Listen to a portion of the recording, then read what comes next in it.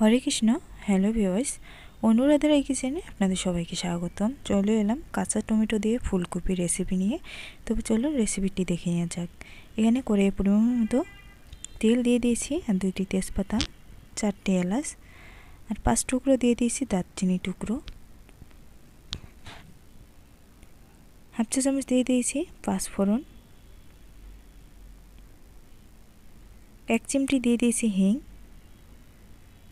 Half চা চামচ দিয়ে দিয়েছি হলুদ গুঁড়ো। এখন সব কিছু আমি ভালোভাবে নেড়ে চেড়ে দিব। ফোড়ন থেকে যখন একটা সুগন্ধ বের হবে তখন আমি দিয়ে দিব আগে থেকে কেটে রাখা নতুন আলু। আমি টমেটো এখানে কেটে রেখেছি পাতলা পাতলা করে, আলুটা আমি দিয়ে দিব।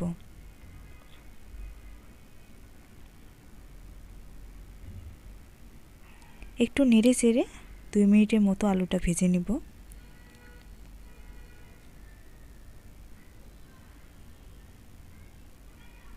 এখন দিয়ে দিব মাঝারি সাইজের একটা ফুলকপি, গোটা ফুলকপি আমি দিয়ে দিচ্ছি, আর দিয়ে দিব কেটে রাখা কাঁচা টমেটোগুলো। সব কিছু আমি ভালোভাবে নেড়ে চেড়ে দেব।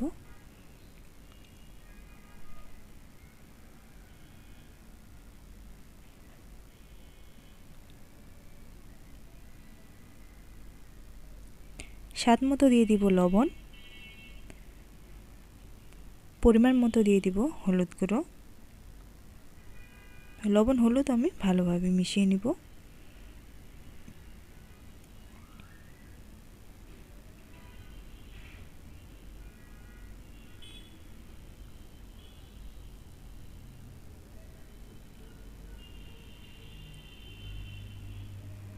এখন দিয়ে দিব কাঁচামরিচ।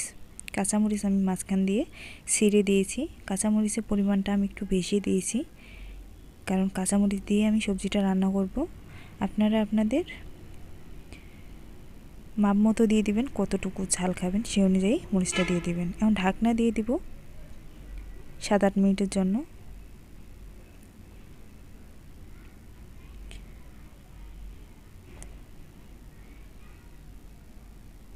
ফুলকপিটা কিন্তু অনেকটাই আমার ভাজা ভাজা হয়ে আসছে।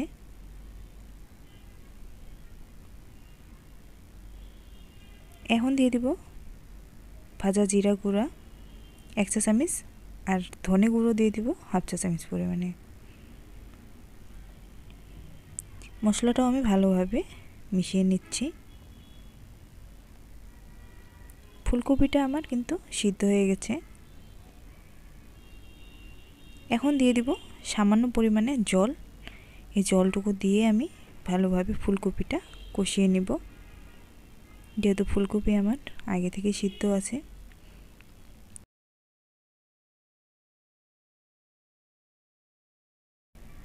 জলটা কিন্তু আমার অনেকটা শুকিয়ে গেছে, দেখতেই পাচ্ছেন।